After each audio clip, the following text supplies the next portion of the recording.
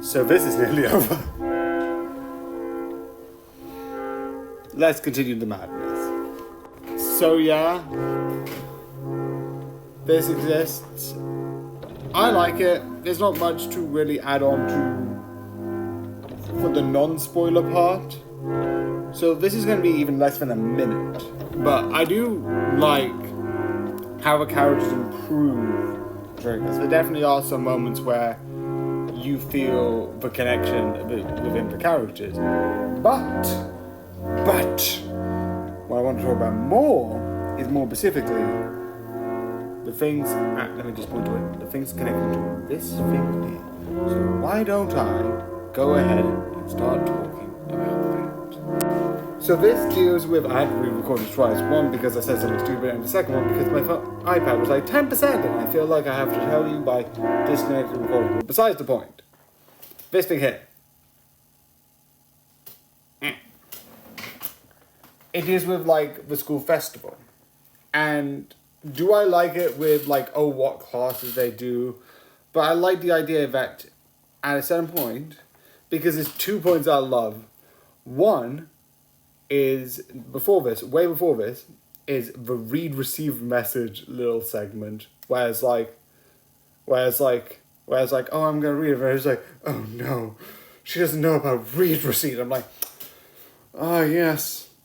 This is the first time I've been like, oh, how is she going to get up? Because, like, everyone knows what happens if I open a message on this. That's why on WhatsApp it's amazing, because you get to look at the message and not say you've read it. Notifications! I can look at the message and then pretend like I didn't.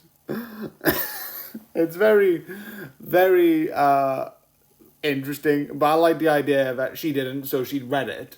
But she just, no, I'm going to look at it later.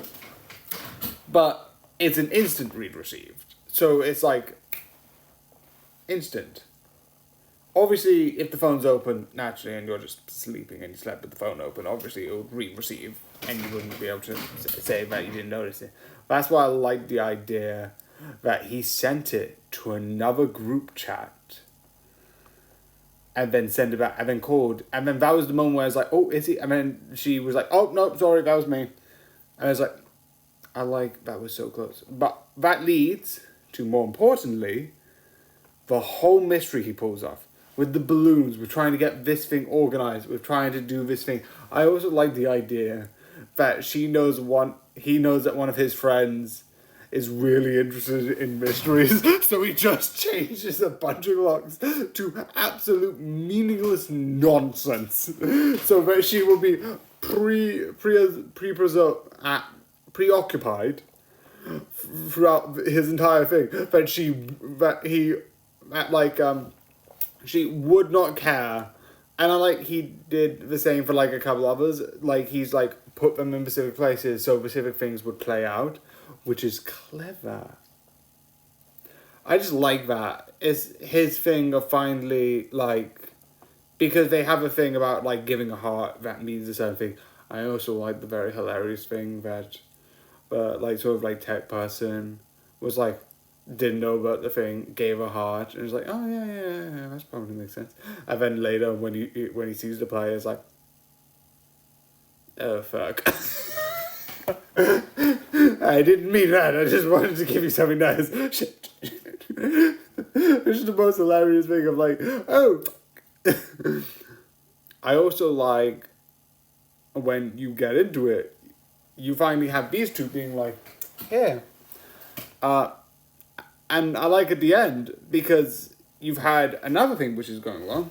He goes to America to sort of like take a year abroad to like do more studying.